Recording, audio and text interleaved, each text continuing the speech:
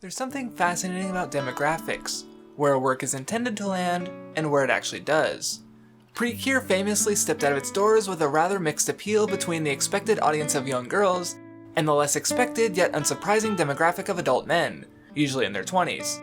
I think the incorrect assumption to the outsider is that the appeal of the work is the same when it comes to all those who find it enjoyable, but that's a flawed way of thinking. Part of the appeal to art is how differing people can take what they will from a work without those takeaways clashing with each other.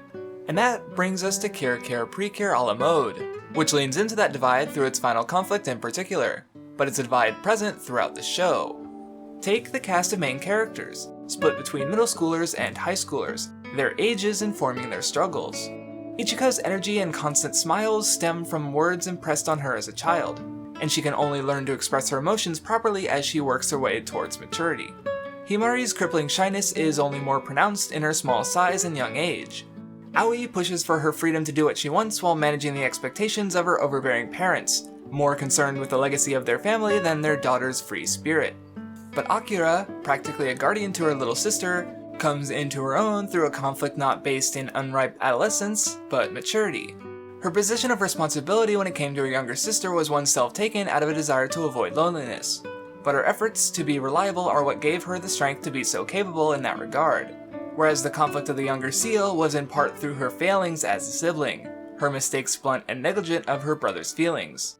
And then there's Hikari, who's so deliciously deceptive even her friends tend to dismiss her as fickle and whimsical, a dismissal she accepts as she lets her clear motive for amusement serve as a way to play off so much of what she does. The light, fluffy air of mystique about Hikari gives her the appearance of someone adult, especially to the younger viewers who might not so easily understand her. And those ideas her character is used to explore are ones that are so key to the show as a whole. Flawlessness is the base ingredient for Hikari's conflict. In her grace and poise, the impression she gives off to the other characters is that of perfection. Her efforts result in a talent with just about anything she tries, but her desire for interesting things rose from the boredom she takes from the easy success she finds in so many areas. Well, most areas.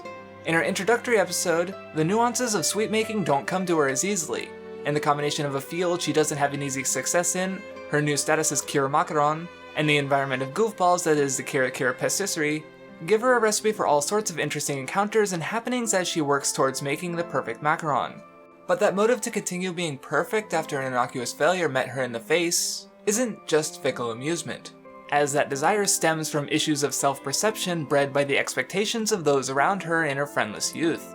That talent gave her an image of the perfect, good little girl, but fulfilling that image was not going to be as easy as just making the perfect macaron. Hikari's fickle nature can lead to manipulative actions at the expense of others in service of her own enjoyment, and to sacrifice that entirely would make it difficult for Hikari to find the enjoyment she doesn't so much as want, but requires. Her need to be perfect and her hunger for enjoyment did not mix, and the young Hikari resented those around her for putting expectations on her that they should have known would be impossible to fulfill.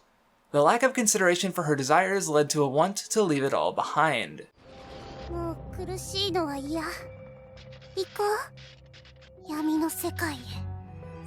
While she never went through with her thoughts of suicide, her depression is something she continued to struggle with as she failed to mix her perfection with her enjoyment, which is to say, her reason to exist and her reason to truly live.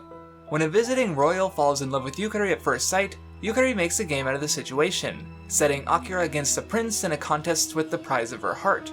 For her own enjoyment, she toys with the emotions of another, one she is unlikely to reciprocate.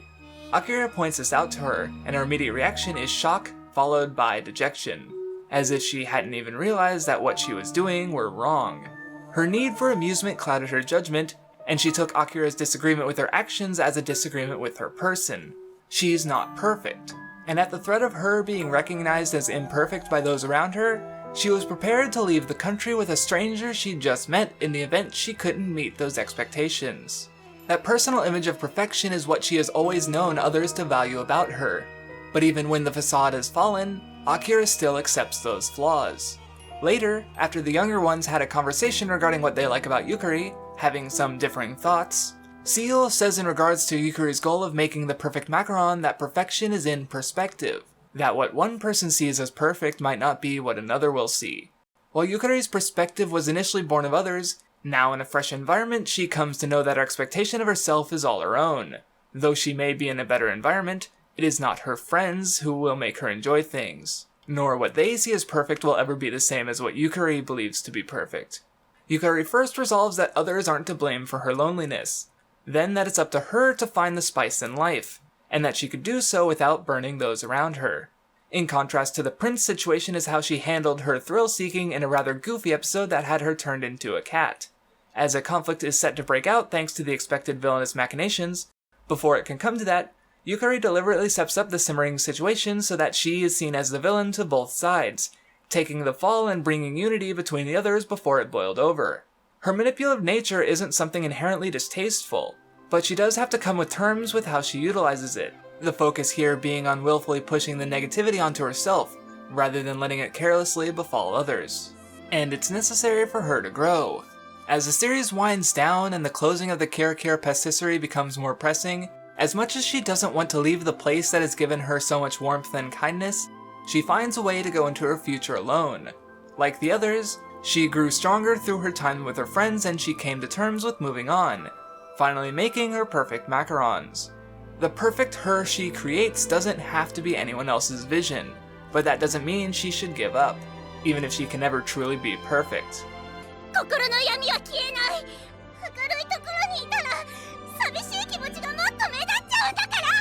It is not as though Hikari is the only one where perfection is impossible when it comes to the darkness and the light, that easy framing device used to link together the negative and positive all characters work through. Ichika will always have sadness to overcome if she wants to smile. There will constantly be those who dismiss Himari's enthusiasm and weaken her confidence. Aoi's passion might be her strength, but it also makes the sting of failure that much more painful. Akira's desire to be reliable will forever have stemmed from a place of selfishness and loneliness. Ciel's talent won't make up for everything, and she will always have to be cautious of the envy her skill and sweets can evoke in those she cares about. While the show leans towards light and positivity, it reminds the viewer that those tinges of darkness never quite go away.